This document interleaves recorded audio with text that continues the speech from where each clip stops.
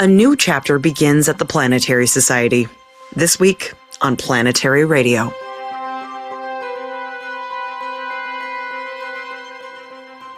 I'm Sarah Al-Ahmed of the Planetary Society, with more of the human adventure across our solar system and beyond. This week's episode is a special one. After 15 years as our CEO, Bill Nye is stepping into a new role as Chief Ambassador of the Planetary Society. I sat down with Bill and our incoming CEO, Jennifer Vaughn, to talk about this transition, what it feels like, why now, and what the future of our organization really looks like from the inside. I'm so excited for you all to get to know more about Jenn. She's been a guiding force within the Planetary Society and a champion for the scientific exploration of space for decades. She's also one of the kindest and most skilled leaders I have ever met. To mark this moment, our staff flew in from across the United States and Canada to gather at our headquarters in Pasadena, California. We don't all get to be in the same room very often, so we took the opportunity to really work. It was 3 days of brainstorming of what the next chapter of our organization looks like. Of course, there were hugs and cake and karaoke, but mostly it was thoughtful conversations about our future. People who have been working at the organization for decades sat alongside people who joined just this year. All of us trying to figure out how we can make this movement for space science and exploration stronger in the years ahead. You'll also hear a beautiful moment from the gathering as Bill ceremonially passes the torch to Jenn. And then Dr. Bruce Betts, our chief scientist, joins me for What's Up. We'll look forward to an upcoming planetary alignment in the night sky on and around February 28th. If you love Planetary Radio and want to stay informed about the latest space discoveries, make sure you hit that subscribe button on your favorite podcasting platform. By subscribing, you'll never miss an episode filled with new and awe-inspiring ways to know the cosmos and our place within it. This leadership transition comes at a really pivotal moment for the Planetary Society. Just weeks ago, we were facing the possibility of a nearly 50% cut to NASA's science budget. It would have reshaped the future of planetary exploration for a generation, not just in the United States, but around the world. The damage to NASA would have cascaded onto our international partners and the scientists who depend on that funding to help understand our place in the universe. Through our Save NASA Science campaign, working alongside our partner organizations and thousands of engaged supporters around the world, the United States Congress restored NASA's science funding. When people who love space show up together, they can change the course of history. Of course, there are still battles ahead. There always are. But right now, we're standing in the afterglow of a hard-fought victory. The organization is strong, our members are engaged, but the stakes for space science remain very high. Over the past 15 years, under the leadership of Bill Nye and Jennifer Vaughn, the Planetary Society has grown into the world's largest and most effective nonprofit organization dedicated to the advancement of the scientific exploration of space.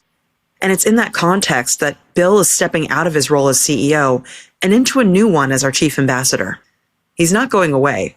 He's going to continue to represent the society as a champion for exploration around the world. And this transition didn't happen overnight. It's something that we've been planning very carefully, making sure that it reflects who we are and carries us forward from a position of strength. And at the center of that next chapter is Jennifer Vaughn. Jenn began working at the Planetary Society not long after the death of our co-founder, Carl Sagan. The organization was grieving. The future was very uncertain. She arrived at a moment where belief in the mission mattered deeply. She grew alongside the society, helping to build its membership and guide its programs and strengthen our advocacy work. We launched our light sail missions. We saved Europa Clipper from the chopping block, along with many other missions. And recently, we helped save NASA science. As Chief Operating Officer, Jenn has shaped much of what this organization has become over the past 2 decades. So I sat down with Bill and Jenn to talk about what it means to pass and receive this responsibility, and where they believe the Planetary Society is headed next. Hey, Bill and Jen, thanks for joining me. Thanks for having us. Thank you so much. And good to see you both at HQ during our co-working week. It's always so much fun to see you all in person, but also to have the entire Planetary Society crew in one place. What a week. So everybody understand, people that work at Planetary live all over the place. 2 people flew in from Canada, from Denver, San Francisco. Somebody who lived in New York is now moving out west, so on and so on and so on. So it's good to have everybody together. We had a kind of emotional moment earlier today, and our listeners will hear this later on in the show, but you had a moment, you actually kind of exchanged the moment of power, the CEO role from Bill to Jenn. So is it officially happened? Is this the moment that you are now no longer officially the CEO of the Planetary Society, Bill? By the time you hear this, I will not be CEO. Jennifer Vaughn will be CEO. But it's been 15 years. I mean, you've done so much in this role. We've accomplished so much. Is this a bittersweet moment for you, or is this something that you've really been looking forward to, kind of laying down this burden? Oh, I've been looking forward to this. No, I'll tell you guys. You know the guy at the circus with the plates on the sticks? Mm-hmm. And the saber dance, and then he runs back. Yeah, I've been looking. All the plates are spinning. There's no plate wobbling that's about to fall off of its post. Why is now the moment that you feel like it's time to step out of this role? Is it just a nice round 15 years, or is there some moment in your life that you've kind of decided is the catalyst for this? Both. 15 years is a round number. My anniversary was in September of 2025, for you listeners who may not be listening in 2026. And I turned 70 years old. So it's a round number, but a good one.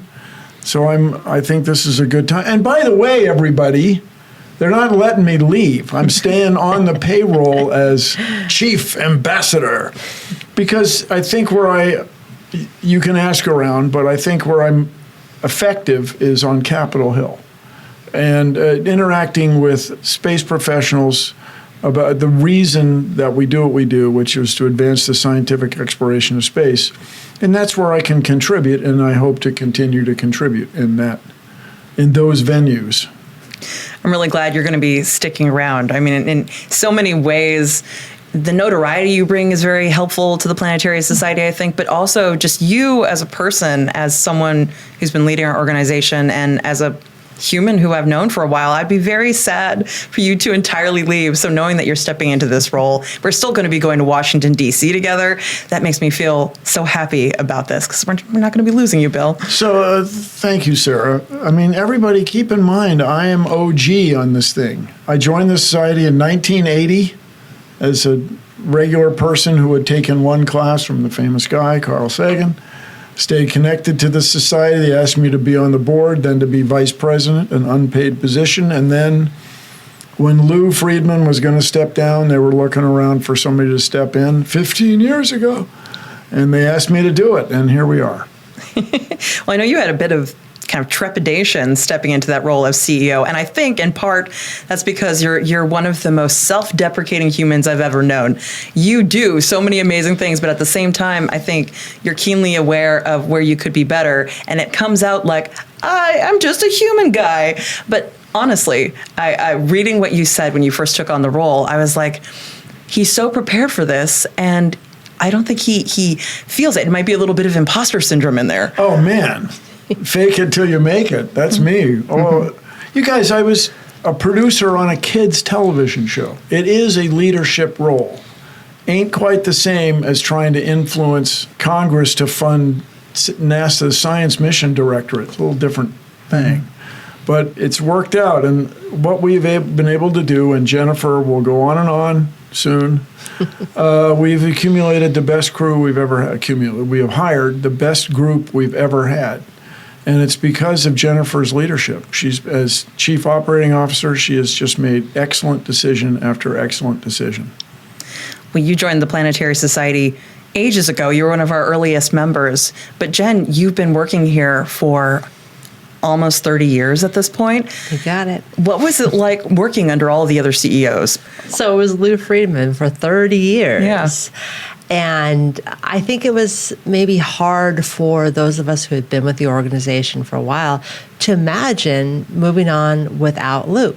Lou was the organization in many ways. But when we learned it was going to be Bill, I think everyone very quickly saw this is going to be great. This is going to be great for the organization. And this is going to be a lot of fun. So there was also this sense of excitement that we were going to get this passion and excitement and humor and care. I mean, Bill is such a caring person, and it comes right through right away. It was an easy transition. I think what might have been the most challenging for us at the time was thinking through how the organization comes across. We started off with the voice and the vibe and maybe a bit of the branding of Carl Sagan, and then Lou continued in that tradition. And with Bill, we recognized, well, this is a very different feeling. And so we were just talking earlier about that word avuncular. You have that sense of like you're the fun uncle showing up to get us all excited about science and about space and about the future and the optimism, that role model out there. And so we were able to shape the organization to match the spirit of Bill. So avuncular, everybody, is a great word. Having the characteristics of or pertaining to an uncle. It's just, come on. It's not saying, I have some experience as an uncle. I have thousands of nieces and, maybe seven. Thousands of them. Maybe seven nieces and nephews. And I've got grandnieces, grandnephews, all these people. But that aside, I'm a different personality from Lou, especially from Bruce Murray, who is one of the founders, who considered himself proudly an intellectual, as a professor at Caltech. Absolutely. And these guys had clear vision as to what NASA ought to be doing. Although I may feel some of that, that's not always the best way to approach things. So did my best to shape the organization. But Jenn, you were there when not everybody who is here now was there when I took over or when you started working here. Very true. Yeah, no, of course. I mean, that's the way these things work. People come, people go. There is this constant change. And what we've been able to say throughout this tenure of Bill's is that we're working with the best team we've ever worked with. And as Bill rightly points out, we meant it when we said it 10 years ago. We mean it now. And that just means that the team is consistently, as I like to say, leveling up. Everyone's getting better all the time. Each time we're reaching out and bringing new people on board, I think we have moved our expectations to a new level as well. And so it just grows and develops, and we're just so proud of the group of people that are making the Planetary Society's future a reality. So for those of you listening, you listen every week to Plan Rad, as Matt says, Matt Kaplan, the original host of this podcast. We flew Light Sail 1, just barely. Just barely. We flew Light Sail 2, and that was not just barely. That worked. Okay? Worked really well. Yeah. Then you guys probably know the last few months there's been a proposal to cut NASA science funding and cut NASA 20%, a fifth. Get rid of all these people, lay them off, and tell them to take another job, and then cut NASA science by half, 47%. Well, it is the effort of the Planetary Society that stopped that. We pushed back, got members of Congress and the Senate to not put up with this and pushed back, and that's because of the financial support from listeners like you, because of the development department, because of communications, getting the word out, and because of the expertise we have now in policy. The two guys who work full-time in policy, we are able to do this analysis and marshal these resources and lead 19 other science organizations in changing the course of space history. So that's all something we couldn't have done 15 years ago. We didn't have the means. No. But it's everybody pushing in one direction, in the same direction. And it's because of leadership from Jennifer. I mean, it's fabulous. From Bill. Yeah. No, you. Both of you together, though, you've worked hand in hand for Yeah. all of these years. So it's really comforting knowing that in this moment, as we're making this transition, that it's not like we're taking on an unfamiliar person into the midst of this organization that does something so specialized and so specific and so important. We know that we can trust Jenn, and we know that she knows how to CEO because she's been working with you all this time. Yeah, you use the term partnership. Yeah. No, it's always felt like a really solid partnership. Yeah.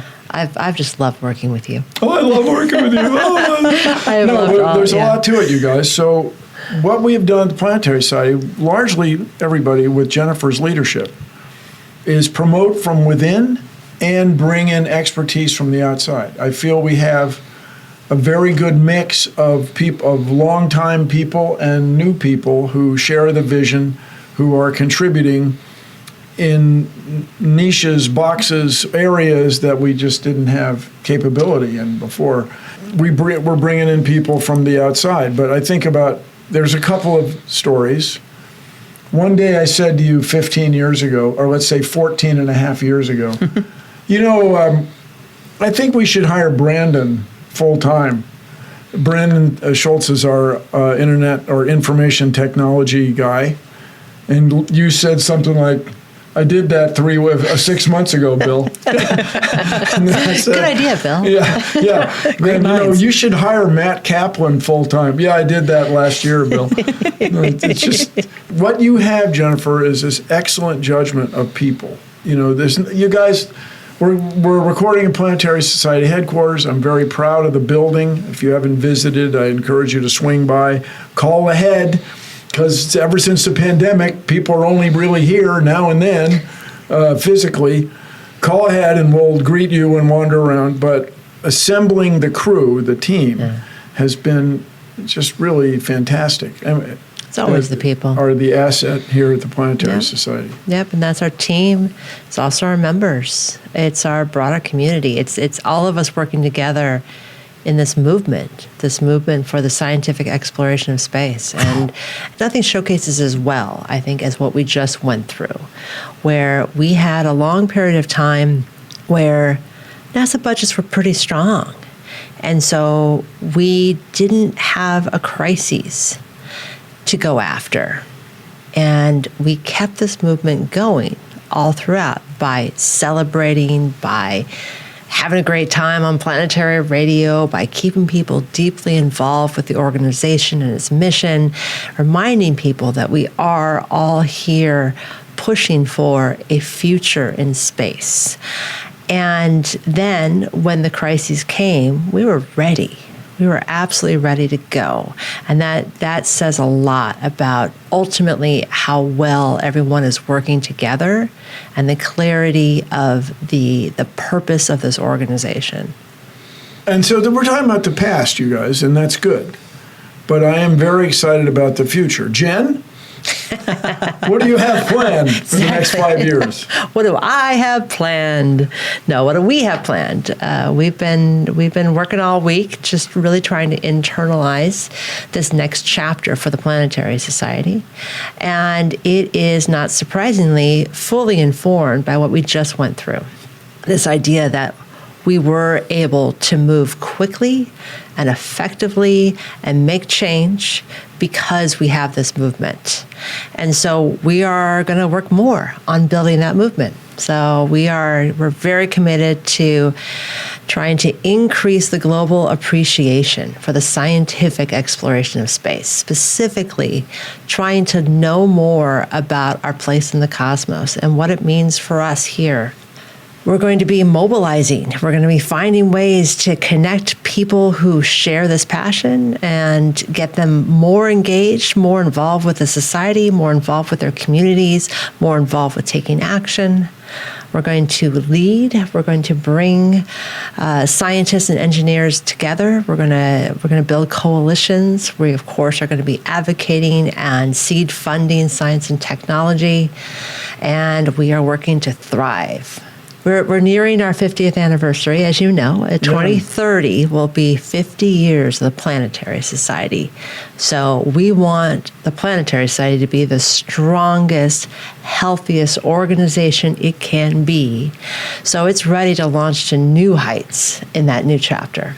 And everybody talking about the start of the organization and what's happened in the last 45 and a half, going on 46 years. When Carl Sagan produced the original Cosmos, you can look at episode 4. Oh, the ancient dinosaurs disappeared. Nobody knows why. Moving on. Okay. But then the next 3 years after that, between 1980 and 1983, the Alvarezes figured out their ancient dinosaur fossils below the layer of iridium around the world and none above it. And the layer of iridium almost certainly came from an asteroid. Very rare in the Earth's crust, very common in asteroids because it's so dense, it sinks to the middle, I understand. So you guys, that's just an example of something, a discovery made since the organization was started. Well, another one that immediately comes to mind is early in the days of the Planetary Society, there was a lot of speculation about exoplanets. Are there any? Do they actually exist? We funded early research studies back in the early 80s. It was one of our first projects was this hypothetical idea of planets around other stars. And now we have more than 6,000 confirmed. I mean, it's just amazing how much that has changed in a relatively short amount of time. Right. And you came onto the Planetary Society right around the time of that first deep field image from Hubble that blew the lids off all of our brains, but also just around the time of Carl Sagan's passing and that moment in the history of the Planetary Society. What was it like for you to join the organization in that time of mourning? Well, it's interesting because when you're young and just stepping into it, you don't fully understand. It takes time to be able to look back and say, wow, that was a profound moment I stepped into. So indeed, there was deep grief. So when I was hired, when I got the call that I got the job, Carl was still alive. But when I started, he had just passed. Wow, I didn't realize that. So I really... 1996. Yeah. I really walked in right then in that moment. And while Carl wasn't a day-to-day figure, he really had this spiritual leadership over the organization. And there was a deep sense of questioning of how do we move forward now? And there's a lot of focus on the scientific integrity that Carl brought to everything that we did. And what do? Do we organize an entire group of scientists that are advising us? Do we bring more scientists onto the board? How are we going to handle this? What role is Bruce Murray going to have now without Carl? Does anything change with Lou's job? It was a lot. So we had a lot of meetings back then, and I didn't really I didn't notice for sure that there was an emotional heaviness to the organization. What I didn't recognize is how much of that was probably just grief and confusion, just this newness that no one really could get their heads around just yet. You've triggered a memory, my friend. So, as you guys know, through, if I may, self-deprecating fashion, a clerical error, I got into Cornell University, mechanical engineering. I finished my requirements, and then as a senior, I took a freshman class from Carl Sagan. That's how I got involved in this whole thing. Okay, so I got invited back to Ithaca to speak at Carl Sagan's memorial service. And that's where Lou Friedman, founder of the Planetary Society, came up to me and asked me to join the board. And I'm thinking back about his manner, his posture, his gait at that meeting, or that event rather. He carried that heaviness that you're describing. And I admit I had not really stopped to think about that till just now. Interesting. Thank you. Well, it was a big deal. It was a big deal, not just for the organization, but for the space community in general. I think even to this day, I mourn his passing. I wish I got to meet him, but for lack of a better way to say it, I feel his presence in this building and in the spirit of the people here every day. But also, it's those moments of sadness they give us pause and make us recontextualize our lives, right? And I think it's an interesting point to make is that, Jenn, you came around to your love of space kind of later in life, and in part because of a moment of hardship in your own personal life. Someone in your family got sick, and through that experience, you kind of came around to your love of space. How did that happen? Yeah, thank you for bringing that up.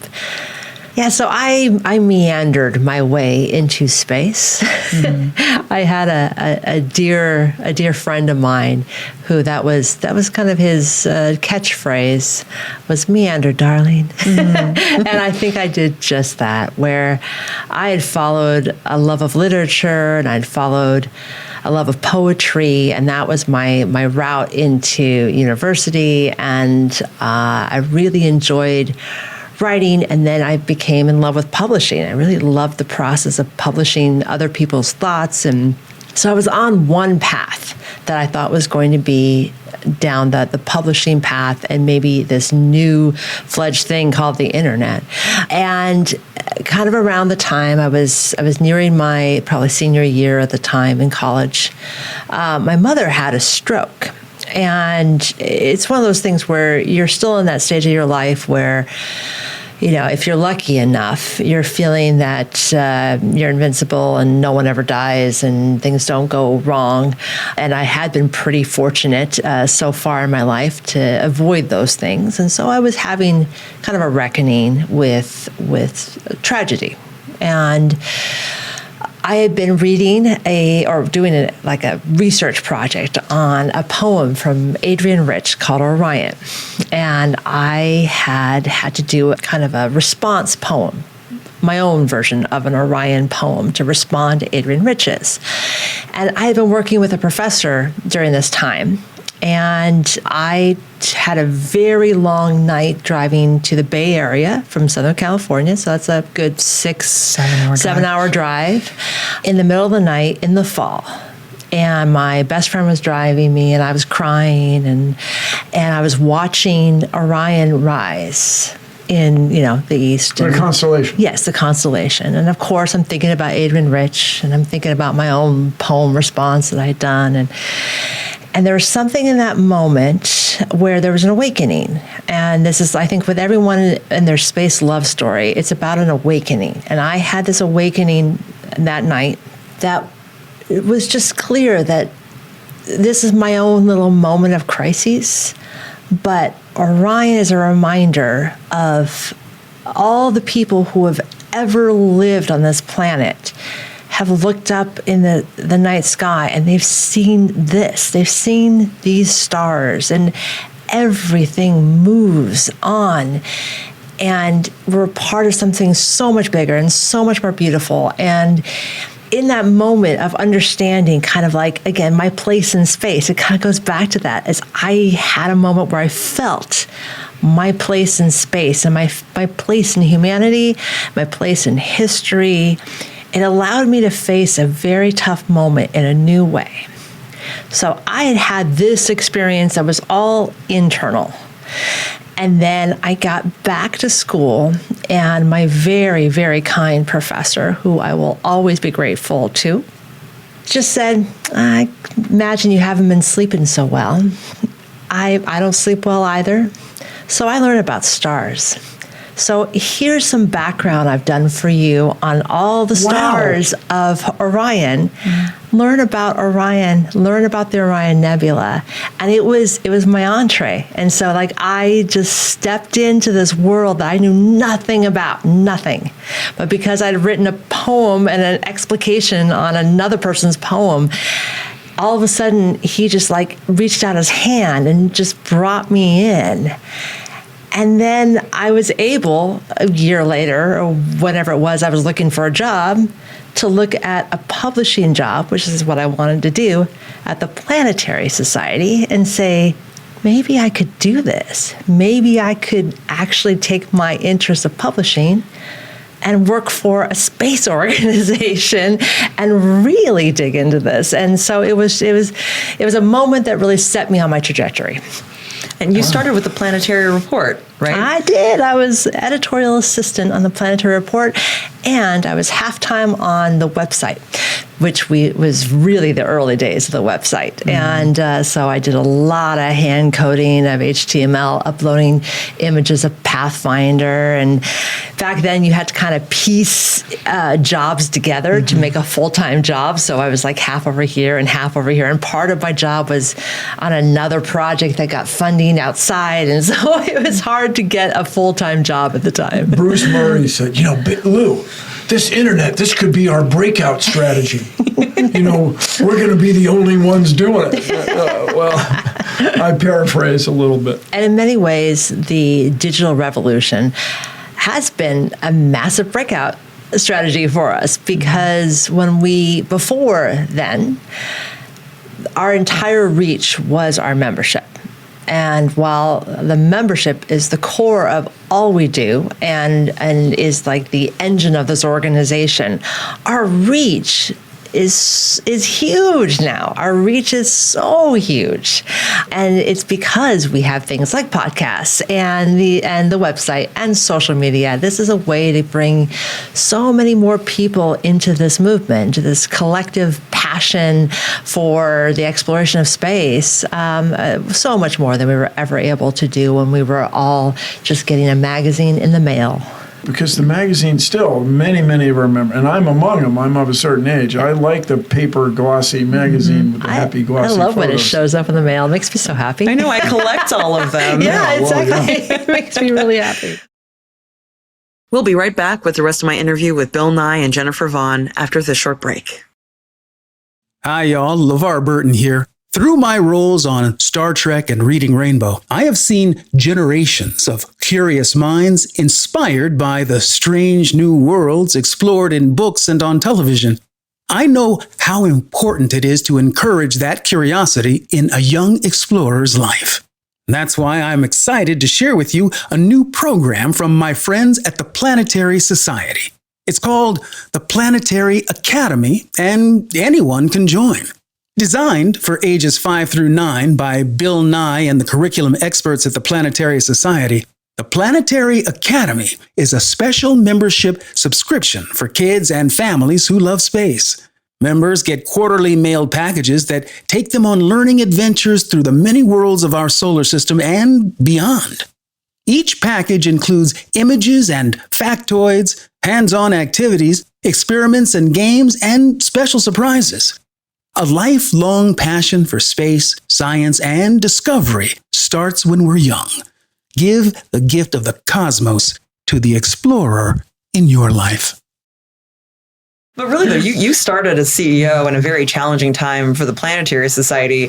And then in this moment, in the last few weeks, as we've made this announcement that we are changing CEOs, I got this flood of messages. It was like, oh no, did something happen? Is something wrong? They imagine that it has to take some kind of moment of crisis for a change in leadership. But actually, it was because everything was going right. That's right. Yeah. Right? Yeah, everything is planned going extremely well. Doesn't mean we don't need your support. Go to the website, hit the donate button. donate. Hit it over and over often. But things are in really good shape. So as Jenn takes over, it's very smooth. And it's interesting because, you've been here around for quite a long time, like 30 years, right? How did you go from working on the magazine to Chief Operations Officer and now CEO? Like, what was the arc in those intervening years? Yeah, it's wild, isn't it? Yeah. I look back on it and think, I'm not quite sure how that happened. And I think a lot of it is people taking chances with me. I've been so supported in this organization. And I couldn't... Jenn, you're so good at it. You're so That's competent. true. That's why people kept taking chances. Everybody... So when I took over this and that, I'm an engineer, love math, kooky for a spreadsheet, all good. But there were a lot of personnel issues. There was who's going to say what to whom. And so the board wanted me to hire somebody whose title would be managing director. Mm-hmm. So to help Bill get anything done. Right. And Jennifer took over and things just got better and better and better. And then...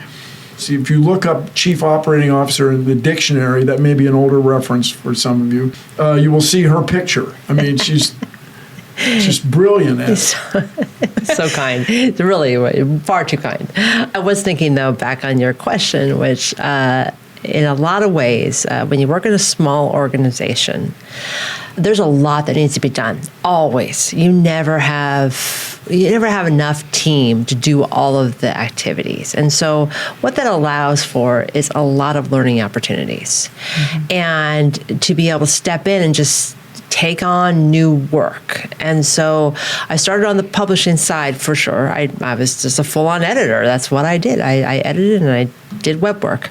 But with time, I was able to get more deeply involved with marketing and direct marketing, understanding the real financial processes that help keep the organization strong.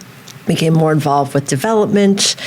And then over time, I had a bit of my hands in everything. And so I think that's why I was positioned to be able to make a move into the operating position. Yeah. And I realized once I was in the operating position, that was a job I always wanted. I just didn't know I wanted it beforehand. Right but on. I do love the holistic work of nonprofit development.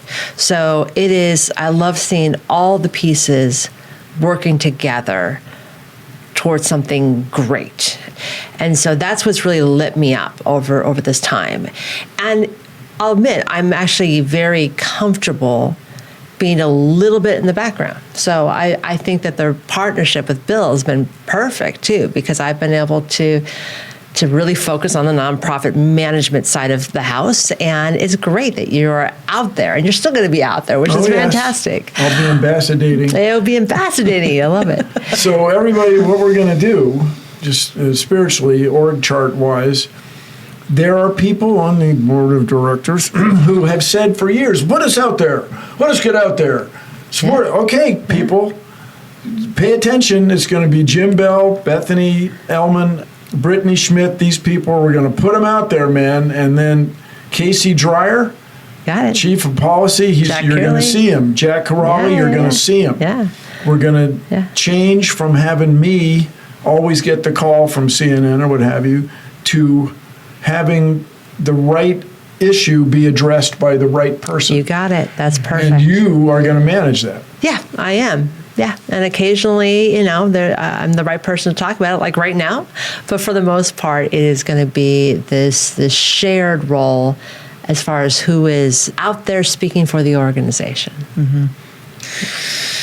Oh, it's going to be fun having both of you in DC together as we all go for a day of action and do things like that. Is a high point for are me. you excited to take a little bit more of that role on, being out there and about, kind of being more of a public voice for the Planetary Society? I am. I really am. So I say that indeed I'm very comfortable in the process that we've had. So that's been something that suits me. But I'm always up for a challenge. And what I think I'm most excited about is this next year, we're doing a tour. We're getting out on the road. This is a cool idea. This is all her idea, you guys. I'm really excited to get out there and talk with members. So we don't have the full list of cities just yet, but maybe even by the time this airs, we will. We're laying that out right now. And the idea is that we gather members in different areas of the country for now, and then we'll start looking beyond the U.S. borders and just get a chance to get to know people and also to become more known, because indeed I've been here for a long time, but a lot of people don't know me. And also, they don't know the Planetary Society as well as we want everybody in the world. We're at 40,000 members. The dream is to get to 100,000 members. Million. No. Or 200,000. No. 200,000, sure. No, so stay tuned, everybody. And if you're listening to this podcast, thank you for your support. If you're a member, thank you for your support. If for some reason you stumbled onto this podcast and you're not a member, check us out at planetary.org. I think both of you have been just so wonderful in your previous roles, and you're both so skilled in what you do. But the thing that I value most in both of you is just how kind and compassionate you both are. I know I've seen it in my own personal life and the conversations we've had, but also in the last year, I've seen it in the relationship between you. Like there was a very difficult moment about a year ago. The Eaton fire, Oh, man. 8 Altadena, so many fires in the area happened. I was just a few blocks outside of that evacuation zone, so I escaped it. But But Jenn, did everything smell like smoke for you? absolutely. You know, even my cat had horrible eye no. crusties and respiratory issues. It was stressful. So awful. But Jenn, you lost your home, and in You the guys, I midst went of all by that, her lot many months later. gone. It just, the mailbox was still there, and there was an orange tree with sort of not all the way dead. You guys, I know you've heard about the fires in California last year. It was a real deal. It was. It was- And I think something really interesting that happened in that moment is that when you lost your home, Jenn, you and your family were able to find a place as you found your new footing because Bill provided you a place to stay in his home. Exactly. And when people ask me, what is it like to work at the Planetary Society? Or what is Bill Nye like as a boss? I always like to come back to this story, not because trauma dumping, but because I think it gets to something really important about the Planetary Society and our identity as an organization, not just as one that wants to advance the scientific exploration of space, but humanely, and with that idea of the way that knowledge and that community and that society makes us better and allows us to contextualize each other, but also makes us more kind toward one another. Really yeah, good. and we really cannot thank you Well, enough it for worked that. out great. No, I mean, it is those moments too. And I think by going through that, we had it just relatively easy because we had such wonderful support. But going through that also taught me a lot about how I can help others in the future. Because you really notice when you need it, and people are there and doing things like, please, Jenn, stay longer. I'm good over here on the other coast. Yeah. Just stay put. Take your time. And I knew he meant it. I know how I think to be even more generous and kind to others now. And I love that you're bringing up the kindness attribute because it is such a part of this environment and it stems from you, Bill. You're a very, very kind person. God, listen to you guys. No, It's true. You absolutely are. You love people. Most of them. There are a I few. figured I'd led you into that. Yeah. Well, we got a one-way ticket to Mars. Well, No, but you really do. You can. It shows in all you do. It shows in the show that you created all those years back. You see the best in people, and you saw the best in children.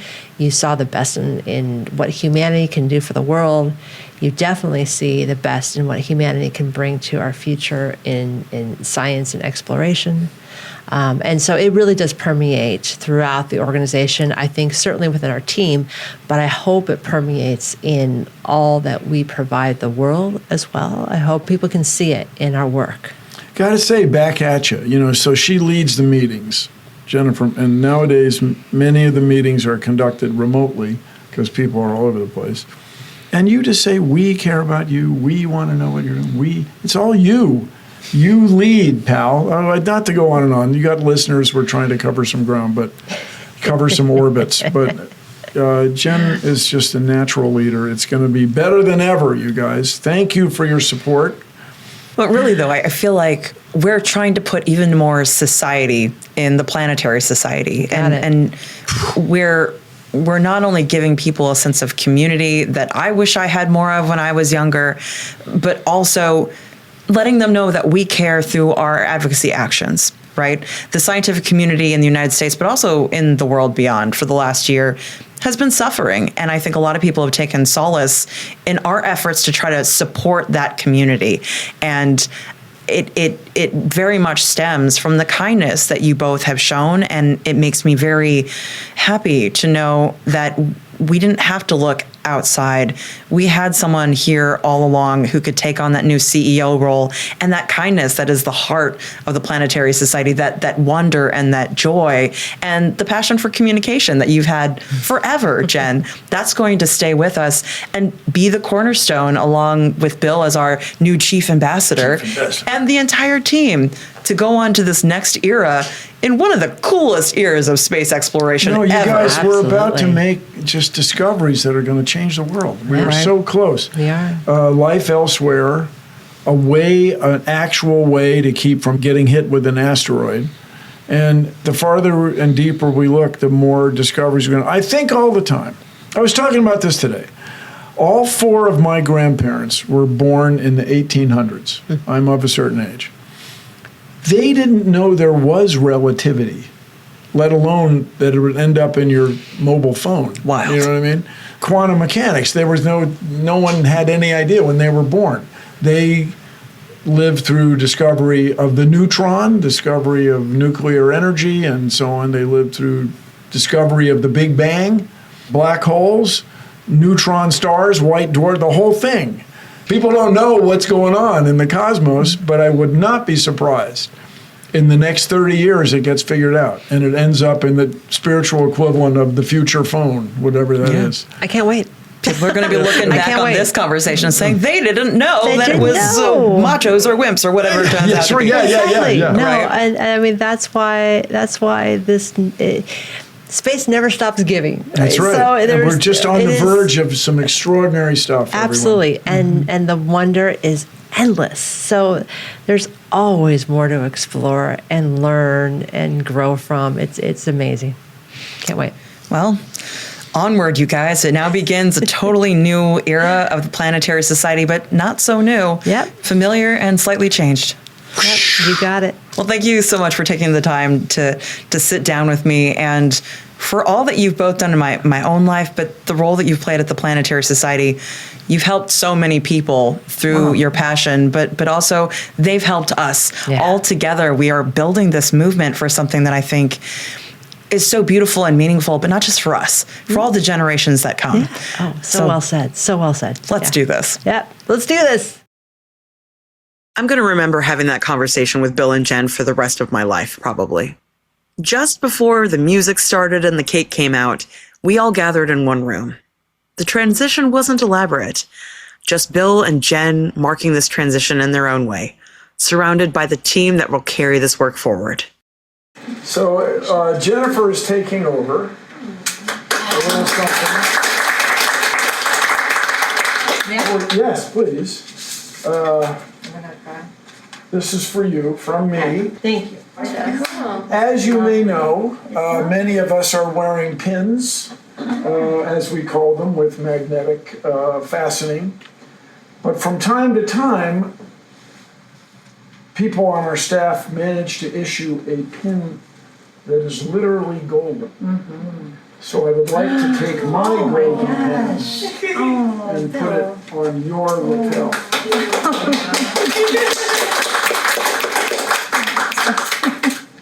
No, really. That's really sweet. That's very, very sweet. I'm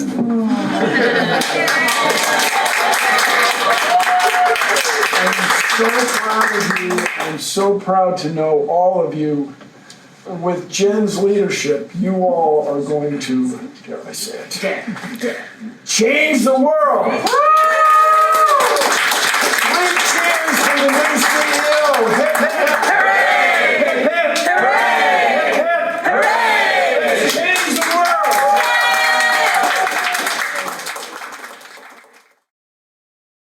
Moments like this really remind me why we do this work in the first place. It's not just about the spacecraft and the missions, as amazing as all of that is. It's about the people that make them possible, and the way that exploring worlds beyond our own reshapes how we see ourselves and our connection to each other. When we look up and out, we're reminded of the scale, of the fragility, of the possibility. We're reminded that we're small creatures living on a rock in a vast and complicated universe. And that's not necessarily something to fear. It's something that connects us. We choose to do this work because exploration makes us better. It demands cooperation. It rewards curiosity.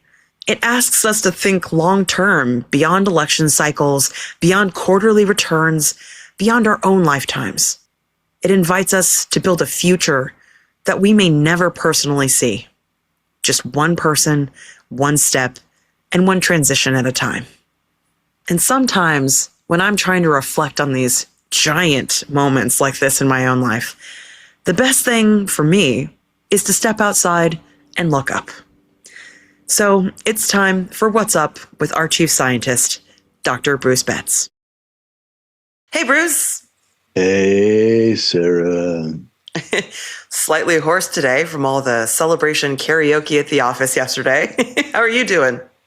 So good. A little tired. Yeah, I mean, it's one of those things. We get everyone together in the office and it's so much fun, but also, whew. But at the end of the day, I got to sit down with Bill and Jenn and talk about this transition of power as Jenn steps into this role. And it's cool. You've been around for all of the CEOs of the Planetary Society. How are you feeling about where we are now and what the organization is like in this moment versus the entire arc of the history of the place, you know? Great. Such a better place than we have ever been in terms of stability, in terms of what we're able to accomplish, in terms of the overall staff, the morale. Bill has been just wonderful as a CEO, and I'm super excited about Jenn as CEO. She has all the history and competency to lead us forward in these coming years, and the past was great, the present is greater, and the future is the greatest. Wow, you actually genuinely sound happy. I'm kidding. Yeah, I know, it's weird. I almost sounded optimistic. Yeah.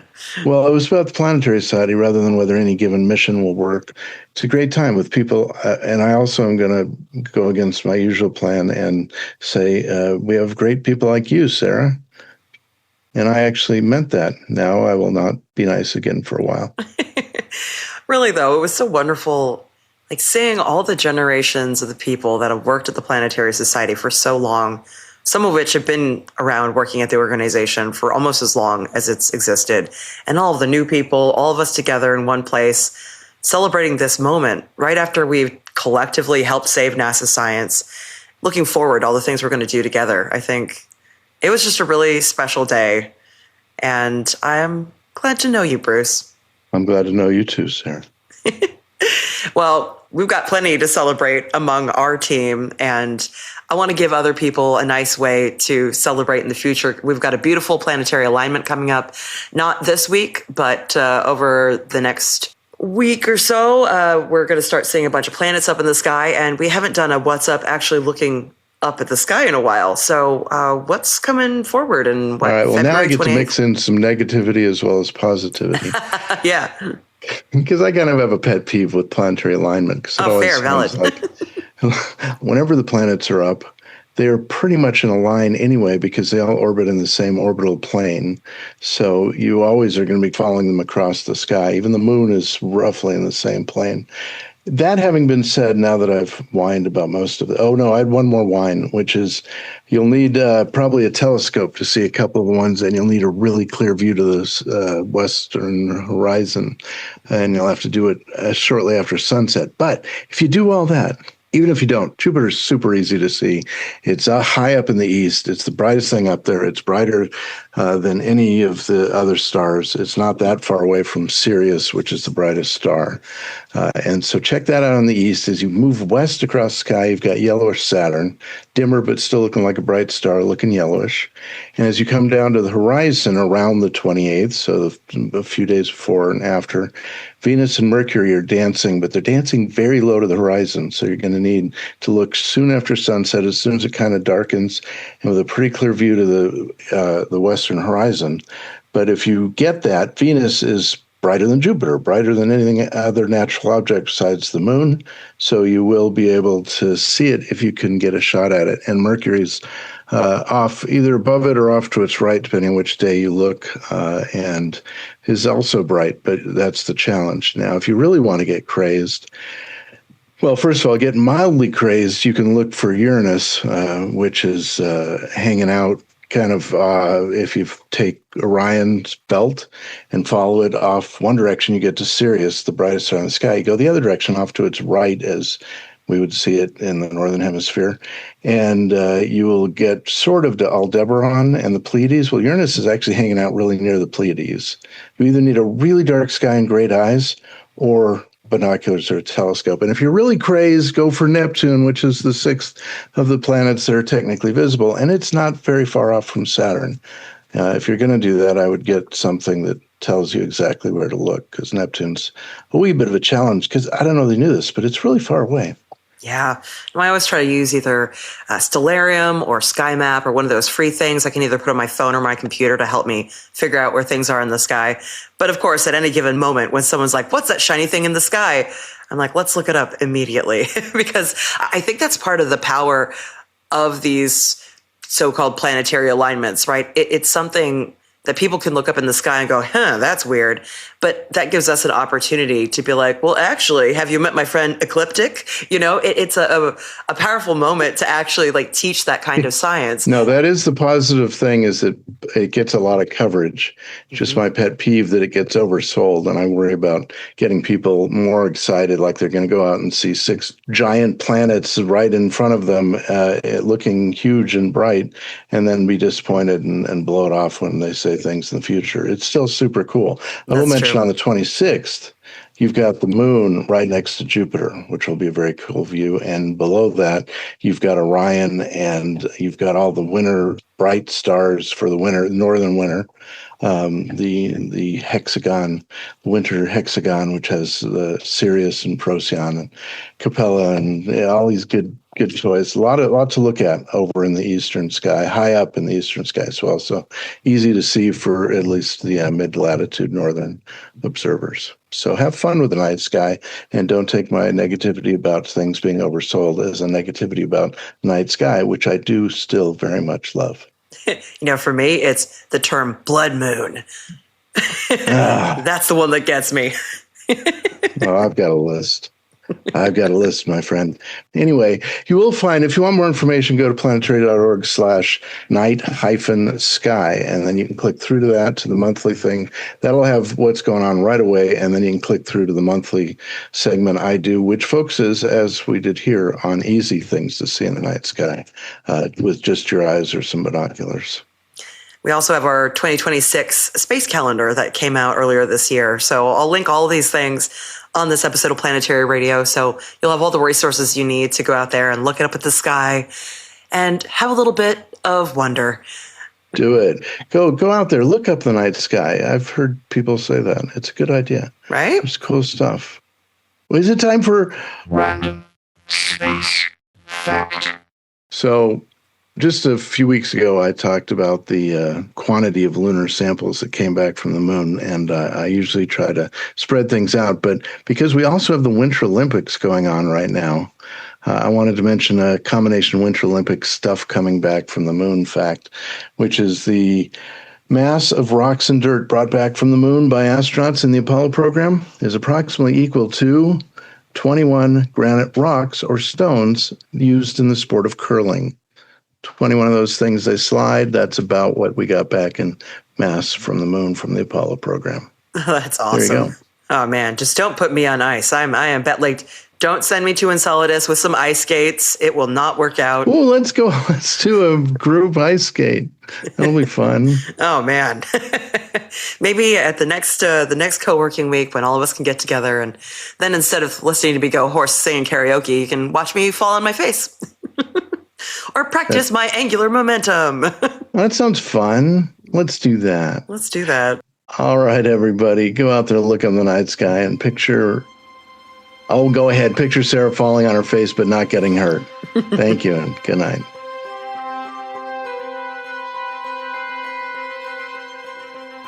We've reached the end of this week's episode of Planetary Radio, but we'll be back next week with more space science and exploration. If you love the show, you can get Planetary Radio t-shirts at planetary.org/shop, along with lots of other cool spacey merchandise. Help others discover the passion, beauty, and joy of space science and exploration by leaving a review and a rating on platforms like Apple Podcasts and Spotify. Your feedback not only brightens our day, but helps other curious minds find their place in space through Planetary Radio. You can also send us your space thoughts, questions, and poetry at our email, planetaryradio@planetary.org. Or if you're a Planetary Society member, leave a comment in the Planetary Radio space in our member community app. Planetary Radio is produced by the Planetary Society in Pasadena, California, an organization that I am eternally grateful to be a part of. It's made possible by our members all over this beautiful and precious planet. You can join us as we continue to celebrate the joy and the power of space science at planetary.org/join. Mark Hilverda and Ray Paoletta are our associate producers. Casey Dreyer is the host of our monthly Space Policy Edition, and Matt Kaplan hosts our monthly Book Club Edition. Andrew Lucas is our audio editor. Josh Doyle composed our theme, which is arranged and performed by Peter Schlosser. My name is Sarah Al-Ahmed, the host and producer of Planetary Radio. And until next week, Ad Astra.